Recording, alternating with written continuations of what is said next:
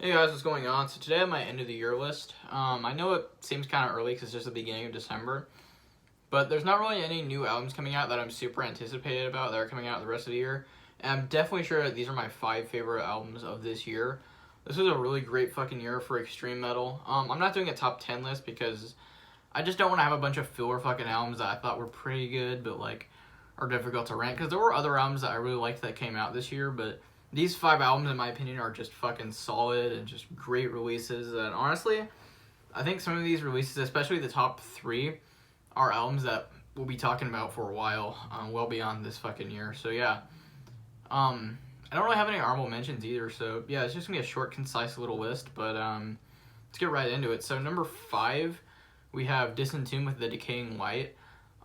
This was Disentomb's 3rd full-length album, and this was a great fucking follow-up to Misery, which was a super hyped album that came out back in 2014, I believe. It was a really, like, great album, though. That was one of the best brutal death metal albums of this entire decade, and this album, you know, there were high expectations for them for this album, obviously, coming off of the success of Misery, and with the Decaying Light, they basically took everything that made Misery great and kind of expanded upon it a little bit. The production is definitely a lot more polished. They got signed to Unique Leader Records, so bigger label, so they probably had a bigger budget for this album. The vocals, not as repetitive on this album. There's a lot more variation with the vocals. Between those regular kind of pig squeak vocals, there's also some regular lows and stuff like that on here. They expand upon the melodic aspect of their sound even more on this album, which is great. There's even a lot of like atmospheric moments going on here. This is just a really awesome album. I definitely say, I don't know if I like it as much as Misery, but I definitely say this is the 2nd strongest release from Disentomb. Obviously the 3rd being their debut, but this is only their 3rd album though. But yeah, The Decaying Light was a great fucking album overall. It's really solid. You know, there's a lot of great tracks on there. But overall, I'd say this isn't as good as Misery, but it's really damn close, and it's pretty much a perfect follow-up. There's no other way they could have followed up Misery. It's really hard to put into words. I don't know. Think of it like with like Slayer's transition from like Rain and Blood to South of Heaven, where like they did a really good follow up that didn't top the album before it, but followed it up really well. That's how it feels like with this. Yeah, they pretty much just followed up Misery really well with just a really solid album. It's also a really decently length album. I believe it's like 40 or 50 minutes long. Yeah, great album. So yeah, number 5 is Disentomb with the Decaying Light. Number 4 is the new Mayhem album, which I'm really surprised that this album made it on this list, or that this album was going to be as enjoyable as it was for me. But yeah, the new Mayhem album, Damon, or although I'm pretty sure it's just pronounced Demon, so I'll just call it Demon. But it's like Demon with like an AE in it. This is the best thing Mayhem has released since De Mysteriis Dom Satanas, and I'm not exaggerating by that. Just, they didn't fuck around on here. There's no experimental bullshit. There's no weird fucking, like, boring, like, just bland songwriting that they had on their past few albums. So it doesn't sound weird like a lot of their past few albums, and it's not dry when they try to do their normal shit. This is like if you took De Mysteriis and you took all the like really stereotypically black metal aspects of it and you expanded upon them, because this is like one of the most black metal sounding releases Mayhem has done in years. The production on here is great. It's not too polished, but it's not really raw either. Drum sound is fantastic. The vocals from Attila were also fantastic on here. Not quite as weird or inaccessible as they were on De Mysteriis Dom Satanas, actually. They're a lot more black metal sounding on here. And a lot of these songs are just, like, really instantly click with you. It's not like most black metal, how it has to grow on you. Even if you're new to Mayhem, I would recommend checking out this album, because a lot of the songs on here, especially, like, the first song on here, just really instantly click with you, because they're so fucking, like, evil sounding and blasphemous, but they're not too weird and out there. They're just really straightforward, great black metal songs. There's a lot of killer riffs on here. I'd say it's more of a good album as a cohesive whole rather than like the individual tracks, but there are definitely some highlight tracks on this album. But overall, Mayhem's new album, Demon, is definitely one of my favorite albums of this year, and definitely the best black metal album of this year. So yeah. So now into the top 3, which I actually own physical copies of all 3 of these albums. So yeah. So number 3 is Pist Grave with Posthumous Humiliation. So this is the follow-up to Pist Grave's first album, Suicide Euphoria, which I can't remember when that came out. I want to say like 2013 or 12, maybe even 2014.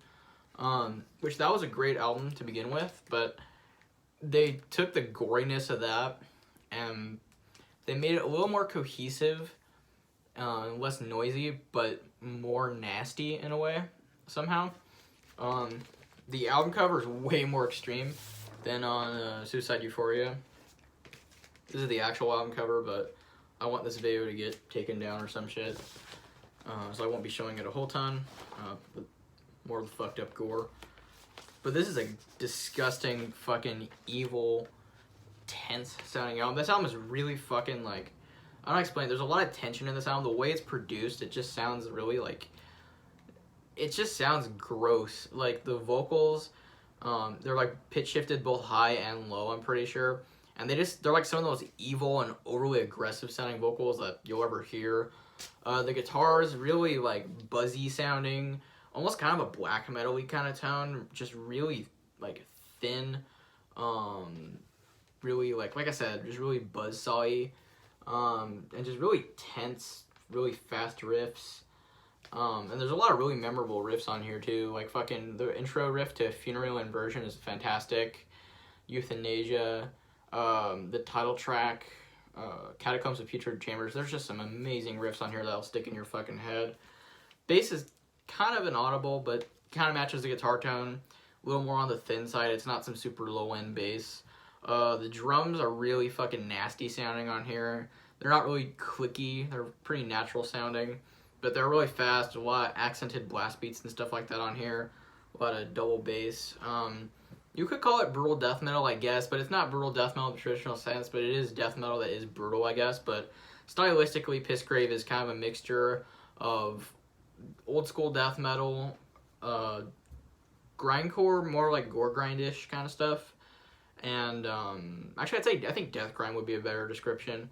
And so old school death metal, death grind, and war metal, like Blasphemy and Archgoat and Revenge, especially Revenge, mixed into one band. So it's like some of the most extreme shit you'll ever hear, just really like fucking in your face, violent, nasty sounding shit.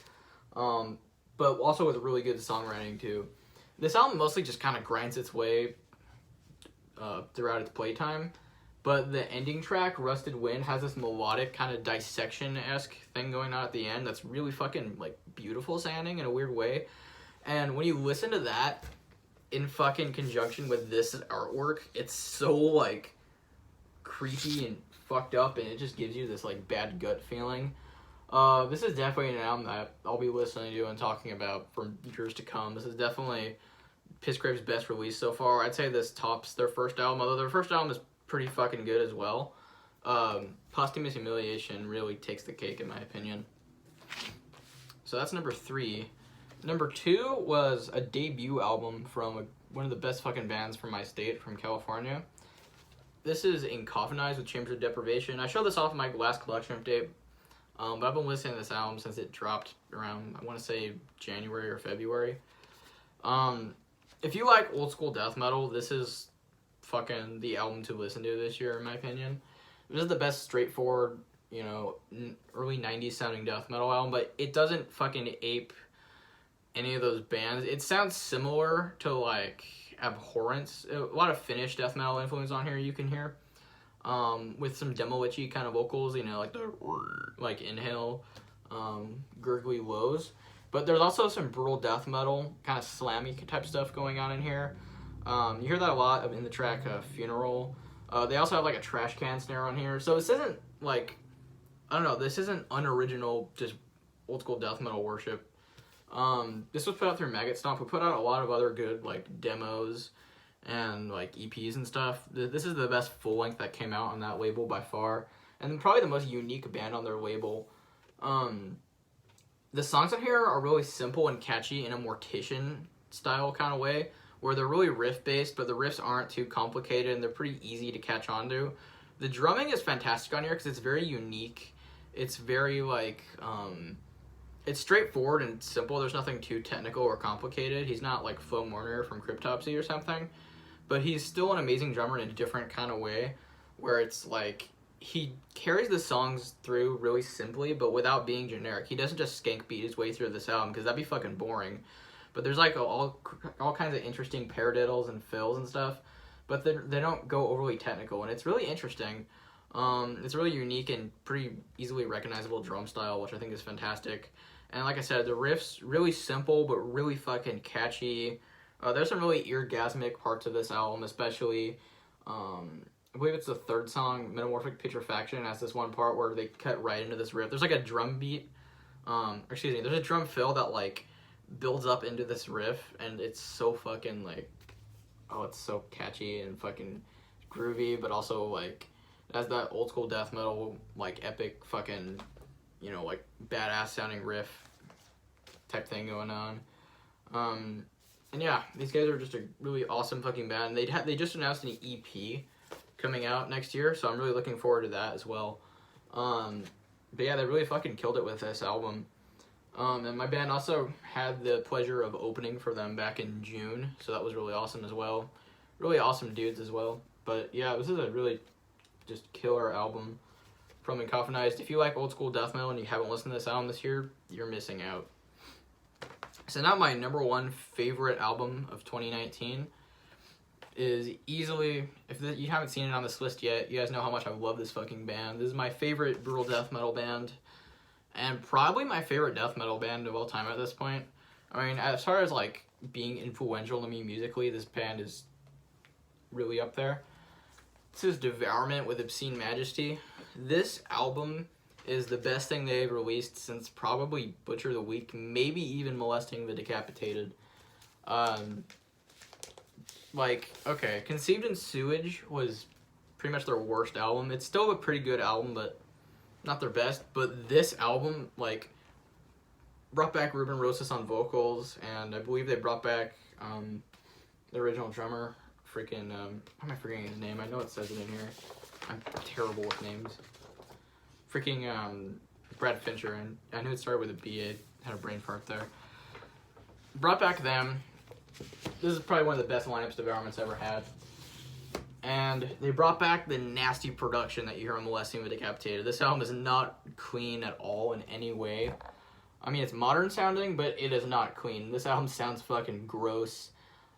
This literally sounds like, the production on this album sounds like fucking thunder in musical form. Like, it sounds cold and fucking, like, hard-hitting and nasty, and there's a ton of low end. This is, like, one of the bassiest albums I've ever heard. Like, the guitars are down-tuned to probably, like, I know they're playing on, like, 7 or 8 strings at this point, because if you've seen their live videos, you could tell. And, God, it's probably in what, like, drop G, possibly, maybe A, probably G, or G sharp, I don't know. There are so many great tracks on here. The first 3 are the best, probably. Actually, definitely, yeah. Virulent Strain of Retaliation is a great way to open up the album. It's just in your face. It's fucking mean sounding. Cognitive Sedation Butchery, really memorable track. Narcissistic Paraphilia, probably my favorite song on here. Just so many great grooves. Modium Somort is also fantastic, but every song on here really is just flawless. It's also the longest release Devourment has done, and even though they go back to their original sound, it's not just worship of that. This is still a modern sounding album. There's still some new things here and there. Like, there's a little bit of, like, very slight melody here and there, but it's not, like, melodic as in, like, oh, it's really emotional melodic. It's not like that. It's, like, very, like, I guess, like, eerie or, like, trippy sounding melody, I guess. But yeah, this album was so good, and nothing beats this year. This album is really a perfect 10, in my opinion. Yeah, just really fucking extreme and in your face. It's everything you love about Devourment and more, if you're a Devourment fan. Yeah, this is like the best death metal album of the year, easily, was Devourment's Obscene Majesty. So yeah, that's it for this list. These were my favorite albums of 2019. Or favorite extreme metal albums, I should say, 2019. So yeah, I might do a list of my favorite albums of, like, the 2010s, but I'm not sure. That'd be a really difficult list to make. I don't know. I might do it, I might not. I'll think about it. I still have, like, the rest of this month I know I'm doing this really early. I haven't seen anyone else do any lists. But yeah, that's it for this video though. Hope you guys enjoyed though. Don't forget to like, comment, and subscribe. And I'll see you next time. Bye.